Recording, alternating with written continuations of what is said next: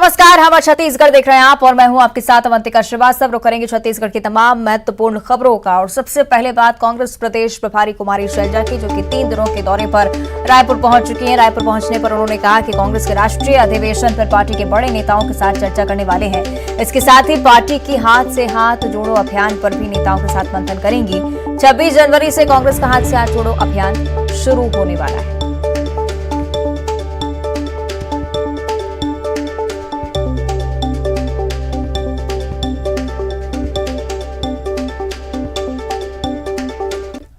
और छत्तीसगढ़ में होने जा रहे कांग्रेस के राष्ट्रीय अधिवेशन की तैयारियां शुरू हो गई हैं। कांग्रेस प्रभारी कुमारी शैलजा और मुख्यमंत्री भूपेश बघेल राष्ट्रीय अधिवेशन को लेकर चर्चा करते हुए नजर आए हैं।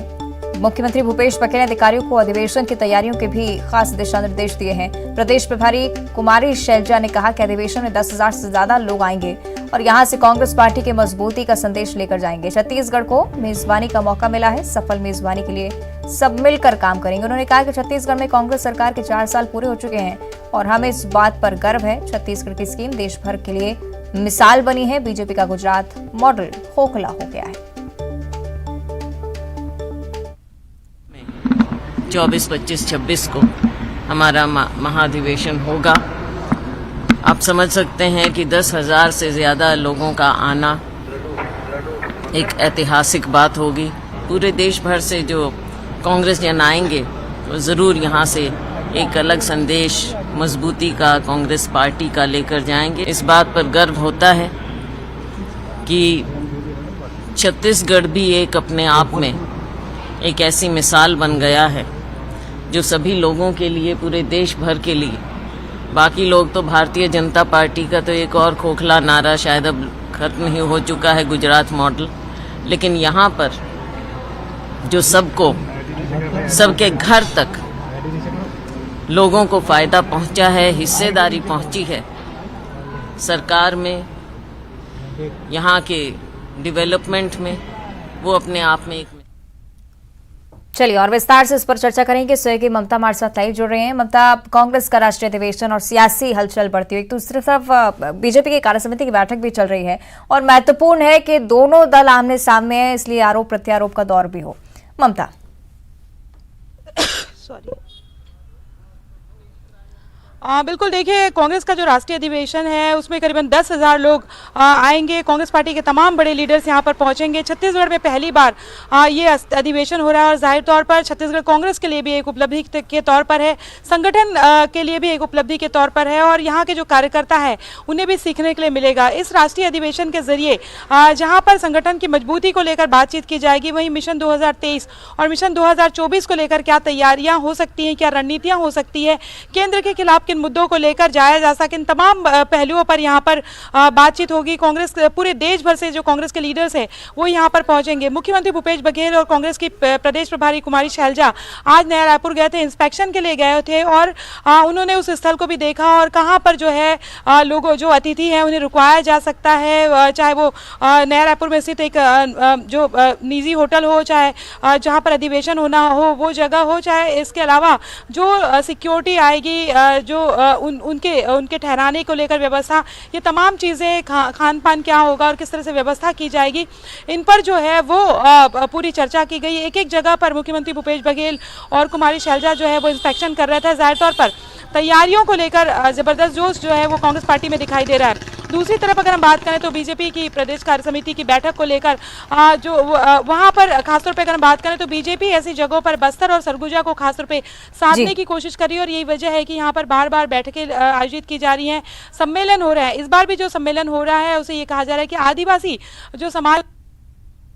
बिल्कुल, चलिए देखना होगा अब क्या कुछ होता है इस राष्ट्रीय अधिवेशन के बाद। शुक्रिया आपका फिलहाल ममता इस पूरी जानकारी के लिए। तो जिस तरह से हम चर्चा कर रहे हैं कि बीजेपी भी दूसरी तरफ विधानसभा चुनाव की तैयारियों में जुटी हुई है। आज से 2 दिनों तक अंबिकापुर में पार्टी की कार्य समिति की बैठक हो रही है। कार्य समिति की बैठक में पार्टी के सभी बड़े नेता शामिल हुए हैं। कार्य समिति की बैठक से पहले पूर्व सीएम रमन सिंह ने दावा किया है कि इस बार सरगुजा की सभी 14 सीटों पर बीजेपी की जीत होगी। 2 दिनों की कार्य समिति में 21 जनवरी को पार्टी जनजातीय अधिकार महासम्मेलन करेगी और उसके पहले कार्य समिति में पहुंचे बीजेपी के सदस्यों का ढोल नगाड़ों के साथ यहां पर स्वागत किया गया।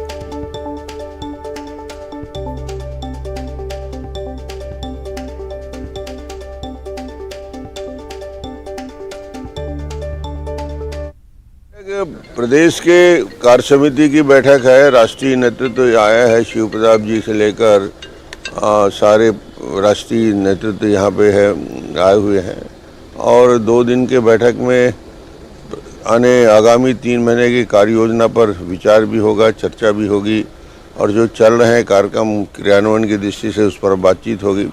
और अभी जो राष्ट्रीय कार्य समिति में दिए गए निर्णय है उसका फॉलोअप कैसे किया जाए उस विषय को लेकर भी चर्चा होगी।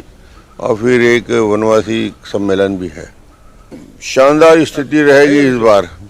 सरगुजा के सभी सीटों में भारतीय जनता पार्टी बेहतर स्थिति में रहेगी। पूर्व सीएम रमन सिंह की बात आपने सुनी, साफ तौर पर दावा करते हुए नजर आए हैं कि सरगुजा में बीजेपी बहुमत हासिल करेगी, सभी 14 सीटें बीजेपी के नाम होंगी। कार्यक्रम स्थल की भी तस्वीरें आपको दिखा रहे हैं किस तरह से यहाँ पर बीजेपी के कार्यकर्ताओं का, बीजेपी के बड़े नेताओं का स्वागत किया गया। सही वरुण हमारे साथ ज्यादा चर्चा के लिए जुड़ रहे हैं। वरुण, इससे पहले हम चर्चा कर रहे थे किस तरह से कांग्रेस के राष्ट्रीय अधिवेशन की तैयारी की जा रही है और अब बीजेपी की कार्य समिति की बैठक, यानी कि दोनों ही दल चुनावी तैयारियों में जुटे हुए। वरुण,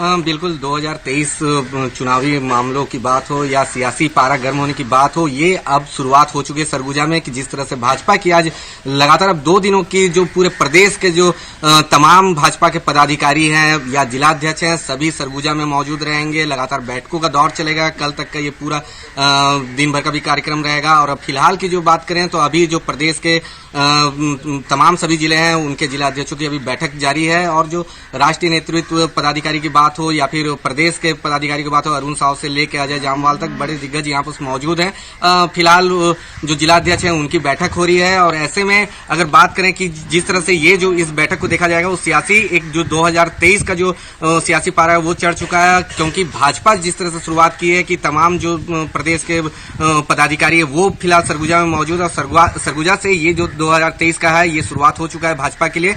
और जो कई विषयों पर जो बात हो रही है, चाहे वो वनवासी सम्मेलन की बात हो या फिर कार्य समिति की जो बैठक है, जिलाध्यक्षों का जो से जो जानकारी ली जाएगी 2023 की तैयारी के रूप में इसे माना जा रहा है। फिलहाल जो 3 महीने की बात की जा रही है ये कहीं ना कहीं जो जिलाध्यक्षों का अब जो इनका लगातार बीते 4 साल की बात रहे, जिस तरह से भाजपा की क्या रुख रही है, जिलाध्यक्षों की क्या रिजल्ट रही है उनकी।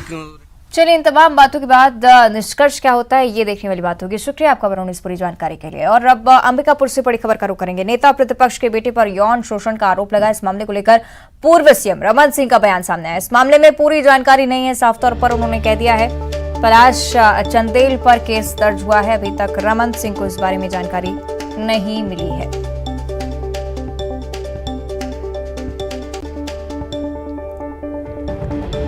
तो नेता प्रतिपक्ष नारायण चंदेल के बेटे के खिलाफ यौन शोषण का केस दर्ज हुआ है। इस बारे में जब सवाल किया गया पूर्व सीएम रमन सिंह से, साफ तौर पर उन्होंने जिक्र किया कि मुझे इस बारे में अभी तक जानकारी नहीं है। जानकारी लगी है, उनसे भी बातचीत किए हैं, तो अभी इस मामले में पूरी जानकारी हम लोग को नहीं आई, हम लोग ट्रेन में थे। और नेता प्रतिपक्ष नारायण चंदेल से इस्तीफे की भी मांग अब की जाने लगी है। आबकारी मंत्री कवासी लखमा ने ये मांग की है। नेता प्रतिपक्ष को पद से इस्तीफा दे देना चाहिए। मंत्री कवासी लखमा ने कहा है कि नारायण चंदेल को अपने पद पर रहने का अधिकार नहीं है। बीजेपी के लोग अपने गरिमा में नहीं झांकते। चंदेल के बेटे पर आदिवासी युवती से रेप का आरोप लग रहा है।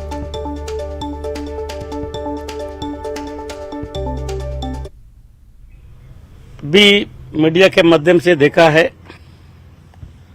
एक प्रतिपक्ष का नेता जिम्मेदार पद में बैठकर इस प्रकार दुरुपयोग आदिवासी महिला के साथ, आदिवासी समाज के साथ दुर्व्यवहार किया है। उनके ऊपर से कड़ी से कार्रवाई करे होना चाहिए। उसके साथ साथ अपना पद का दुरुपयोग किया है और उसके बेटा को तो जेल होना ही चाहिए। और अगर थोड़ा बहुत भी राजनीति में अगर थोड़ा बहुत भी हिम्मत है, दम है, तो तुरंत नेता प्रतिपक्ष को पद से इस्तीफा देना चाहिए।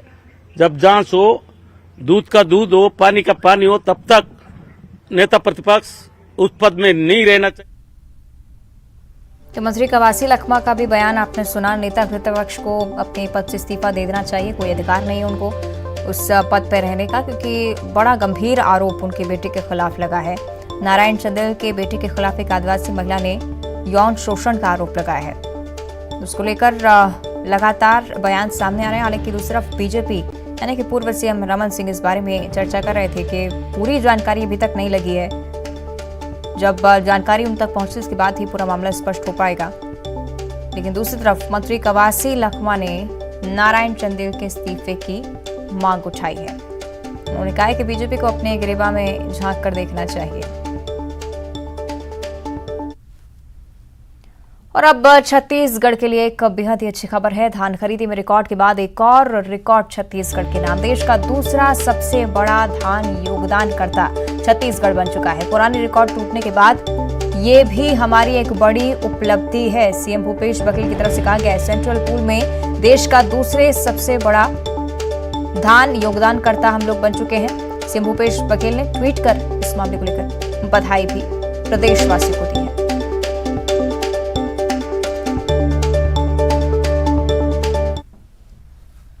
और रायपुर में पहले इंटरनेशनल क्रिकेट मैच के लिए तैयारियां पूरी हो चुकी हैं। न्यूजीलैंड और भारत की टीमें रायपुर पहुंच चुकी हैं। आज दोनों टीमों के खिलाड़ी मैदान में पसीना बहाएंगे। 21 जनवरी को न्यूजीलैंड और भारत के बीच सीरीज का दूसरा वनडे मुकाबला होगा। यहां पर एक तरफ मेजबान टीम दूसरा मैच जीतकर सीरीज में अजय बढ़त बनाने की कोशिश करेगी, वहीं कीवी टीम सीरीज को बचाने के लिए हर हाल में दूसरा मैच जीतना चाहेगी। दोनों टीमों के बीच दूसरा वनडे शहीद वीर नारायण सिंह क्रिकेट स्टेडियम में खेला जाना है।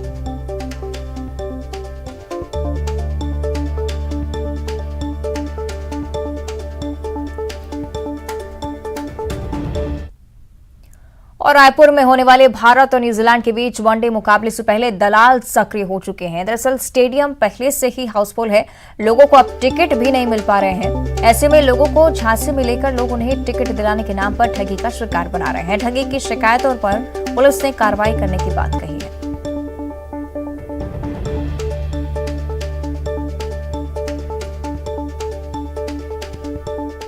शिकायत रायपुर में नहीं मिली है। यदि रायपुर में ऐसी कोई शिकायत मिलती है कि किसी व्यक्ति के द्वारा निर्धारित मूल्य से अधिक मूल्य पर टिकट को बेचा जा रहा है या टिकटों का ब्लैक किया जा रहा है, तो उस पर हम लोग कार्रवाई करेंगे। सुरक्षा को लेकर के 1000 से अधिक पुलिस अधिकारी और कर्मचारी जो है इस पूरे मैच के दौरान तैनात किए गए हैं। साथ ही एयरपोर्ट से लेकर जो होटल के बीच में भी पुलिस अधिकारी कर्मचारियों की तैनाती है। साथ ही एयरपोर्ट में भी अधिकारी लगाए गए हैं, स्टेडियम में भी लगाए गए हैं। तो सुरक्षा के बहुत ही पुख्ता इंतजाम किए गए हैं इसमें।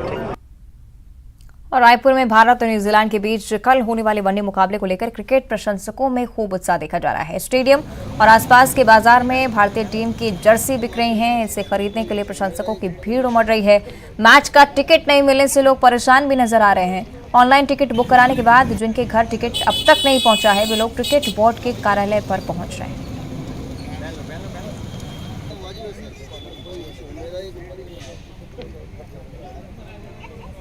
तो देखिए क्रिकेट के इस महामुकाबले को लेकर किस तरह से छत्तीसगढ़ वासी तैयारी कर रहे हैं। जिंदाबाद जिंदाबाद नाय।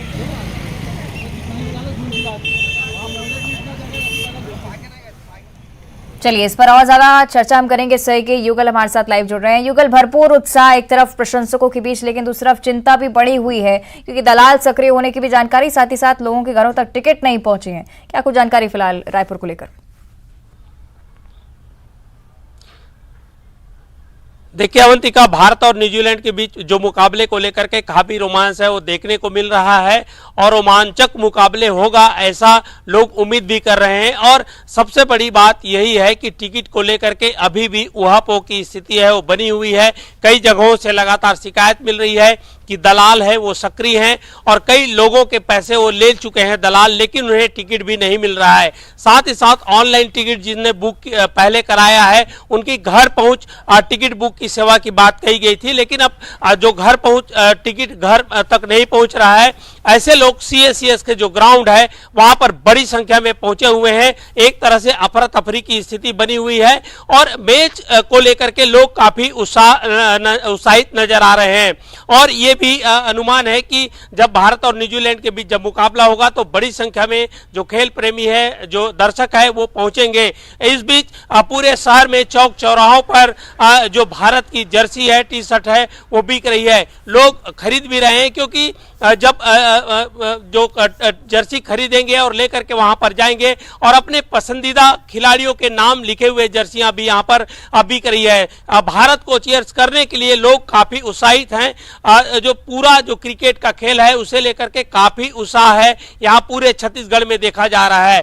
छत्तीसगढ़ के कोने कोने से, चाहे वो बस्तर हो, सरगुजा हो, तमाम जो वनांचल क्षेत्र से खिलाड़ी हैं, जो खेल प्रेमी है, वो यहाँ पर आएंगे और खेल का लुत्फ उठाएंगे।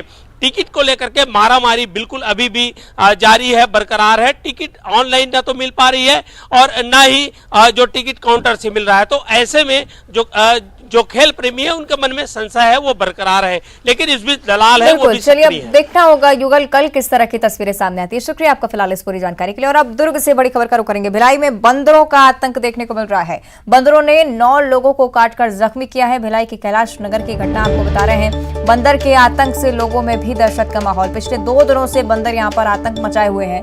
वन विभाग की टीम भी मौके पर मौजूद है, लेकिन अभी तक राहत नजर नहीं आ रही है।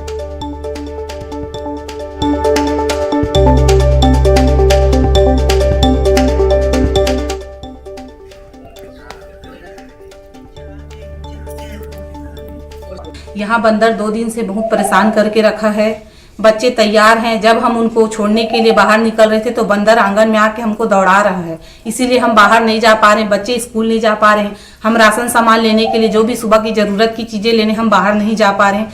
मेरी फॉरेस्ट विभाग से प्रार्थना है कि प्लीज बंदर को जल्द से जल्द पकड़ा जाए। धन्यवाद। भिलाई के कैलाश नगर का ये वही स्थान है जहां पर 2 दिनों से आतंक बंदर का मचा हुआ है। मैं आपको दिखाना चाहूंगा कि वन विभाग की टीम यहां पर पहुंची है और पिंजरा तैयार किया गया है, लेकिन पीछे का एरिया काफी घना है। इस वजह से बंदर कहां छुप जा रहा है पता नहीं चल रहा है। लगातार उसकी सघन जांच की जा रही है और वन विभाग के यहाँ पर जितने भी सदस्य हैं वो यहाँ पर मौजूद हैं। इसी स्थान पर कहीं बंदर है, लेकिन अभी तक मिल नहीं पाया है। टीम यहाँ पर लगी हुई है और लोग जो है आज सुबह से ही दहशत में है, क्योंकि बच्चों को स्कूल जाना था, वो स्कूल नहीं जा पाए, ड्यूटी जाना था, वो भी नहीं जा पाए। और कम से कम अभी तक जो आज सुबह ही फिर एक व्यक्ति को घायल किया है, जिसको काफ़ी अस्पताल में भर्ती किया गया है गंभीर रूप से। हम बातचीत करेंगे। आंटी, किस तरह से दहशत, आपको भी बंदर ने काटा? हाँ, हमको बंदर, मैं कल 10:30 बजे का करीबन गेट के सामने बैठ के धूप ले रही थी और इधर भी एक बार सुनी हूँ कि बंदर आया है, तो बहुत देरी हो गया था। हम यही समझा कि आया होगा तो चले गया होगा, तो मैं गेट के पास बैठ के धूप ले रही थी। वो ये कहाँ से घूमते फिरते आया और ये अचानक गेट के ऊपर चढ़ गया। गेट के ऊपर चढ़ के, जैसे मैं जब बैठी हूँ ना, ये गेट के ऊपर मेरे ऊपर ही कूदा, जंपिंग मारा। हाथ में चोट लगी? हाँ, तो मैं उसको छुड़ा रही हूँ, मेरे ऊपर कूदा, मैं वो छुड़ा रहा हूँ तो मेरे हाथ में इतना जोर काटा है कि 5 टाँका इसमें लगा है, पूरा हड्डी तक दिखने। आपको भी बंदर ने काटा? कितना दहशत, क्या हुआ था? मैं ड्यूटी से आया, वो गाड़ी खड़ी कर रहा था, वो अचानक मेरे ऊपर चढ़ गया और ये हाथ में काट दिया। कितनी दहशत है आप लोग को? अंकल ड्यूटी से आए थे, गेहूं लेकर आए थे, वो उनको गुड़ खिला रहे थे बंदर को। बंदर ने उनको पूरा गिरा दिया, बहुत बुरी तरह से काटा, उनको पैरों में और हाथों में, दोनों में बहुत जख्मी कर दिया है। कितनी दहशत है बंदर को? बहुत ज्यादा दहशत है, क्योंकि हम लोग जैसे ही गेट के बाहर निकलते हैं वो दूर से देख लेता है कि ये लेडी आ रही है। जनरली वो एक लेडी पे ही अटैक कर रहा है, बच्चे बाद में आते हैं क्योंकि वो अंदर होते हैं। हम लोग जैसे ही उसको देखते हुए अटैक करना शुरू कर देता है। वो कोई इसको सेव ही नहीं कर पा रहा है कि पकड़ के उसको ले जाए फॉरेस्ट ऑफिसर। उनके पास कोई ऐसी गन भी नहीं है क्या कि जिससे वो उसको बेहोश कर सके। जी, कुछ लोग और हैं, उनसे बात करेंगे। देखिए क्या होते हैं, अभी वन विभाग की टीम है, किस तरह की उम्मीद है और अभी आज सुबह से कैसे माहौल रहा यहाँ का? माहौल तो खैर सर खराब चल रहा है, पर उन लोगों ने भी, यहाँ पे टीम लोग ने भी काम किया है।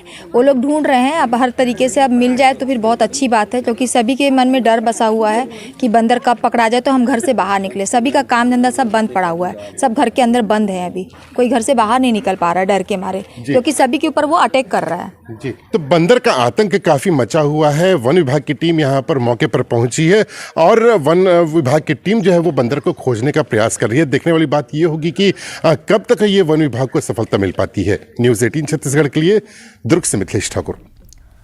और अब 25 सेकंड में खबर। छत्तीसगढ़ में धान खरीदी में रिकॉर्ड के बाद बना एक और नया रिकॉर्ड। देश का